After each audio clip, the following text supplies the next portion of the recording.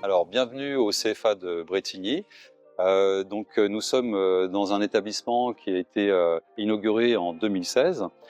Historiquement, il était au cœur de ville de Brétigny, donc dans l'Essonne, en 1972. Nous accueillons un petit peu plus de 500 apprentis, du CAP jusqu'au BTS, tout dépendra de la filière. Dans les filières, nous avons la métallerie, nous avons la menuiserie, l'électricité, le pôle fluide qui comprend le métier de sanitaire et puis de chauffagiste, la peinture et le staff. Les jeunes que nous accueillons sortent principalement du collège, mais on accueille également des adultes en reconversion. Malgré le fait que ces métiers du bâtiment attirent principalement des garçons, cette année on accueille une douzaine de filles. On forme des citoyens par le biais d'actions socio-professionnelles, culturelles, prévention santé, entre autres. Je suis en CAP plomberie et j'ai choisi le CFA parce que ça faisait un entre-deux entre une semaine au CFA et 3 semaines en entreprise. Et ça faisait bien entre les deux, ça faisait pas trop de cours mais pas trop de taf en même temps, c'était assez bien et c'est ça qui me plaisait. Alors du coup, moi c'est Samy, j'ai 21 ans, je suis arrivé au CFA en 2021. J'ai commencé par un bac pro ICER en seconde. Pendant cette formation-là, j'ai passé un CAP aussi pour pouvoir passer le bac. Après l'obtention de mon diplôme, du coup j'ai commencé un BTS, là je suis en phase terminale du BTS. J'ai choisi de faire cette formation-là parce que avant je travaillais dans une petite entreprise pendant mes vacances et donc du coup je touchais un peu à tout ce qui était dans le bâtiment, mais j'ai préféré en fait tout ce qui était la plomberie et le chauffage. Bon, du coup, moi, je suis dans un gros groupe, je suis chez Vinci, et en fait, moi, je m'occupe de toute la maintenance de tout ce qui va être HLM et gros bâtiments. Une belle expérience, ça se passe à Brétigny-sur-Orge. Le prix de l'apprentissage.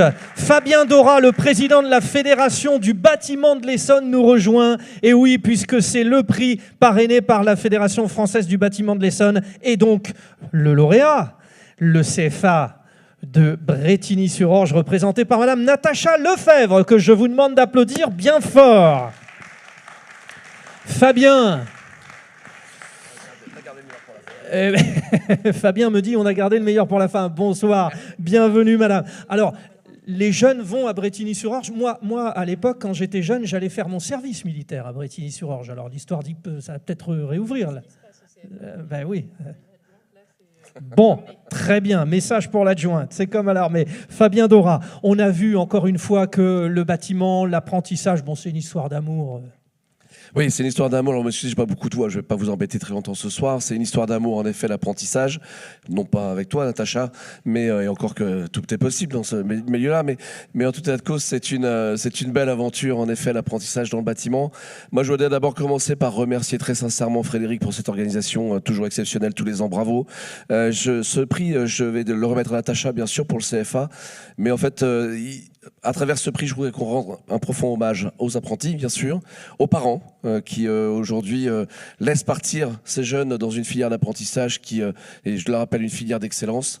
Je voudrais aussi rendre un hommage très, très appuyé aux maîtres d'apprentissage qui accueillent ces jeunes des entreprises, parce qu'aujourd'hui, l'apprentissage, vous l'avez dit tout à l'heure, Henri l'a très bien dit, ça a aussi un coût pour les entreprises. Il faut qu'on supporte ce coût-là pour former nos jeunes de demain. Donc voilà, donc je voudrais vraiment rendre un hommage aussi, bien évidemment, à nos profs dans les CFA qui font un boulot merveilleux et qui sont aujourd'hui en train de fabriquer les mains de demain. Donc voilà, un immense merci pour tout ce que tu fais, Natacha. David n'est pas venu, il n'a pas osé, alors je lui avais dit de venir. Il est là? Bon, non mais il n'a pas osé venir sur scène, il filme. Mais voilà, donc on a en fait... J'aurais pu l'appeler, mais c'était pas sur les fiches. Vous savez, les fameuses quand même, fiches. David, viens David, parce que c'est quand même le directeur général du CFABT. Viens David. Alors David comment?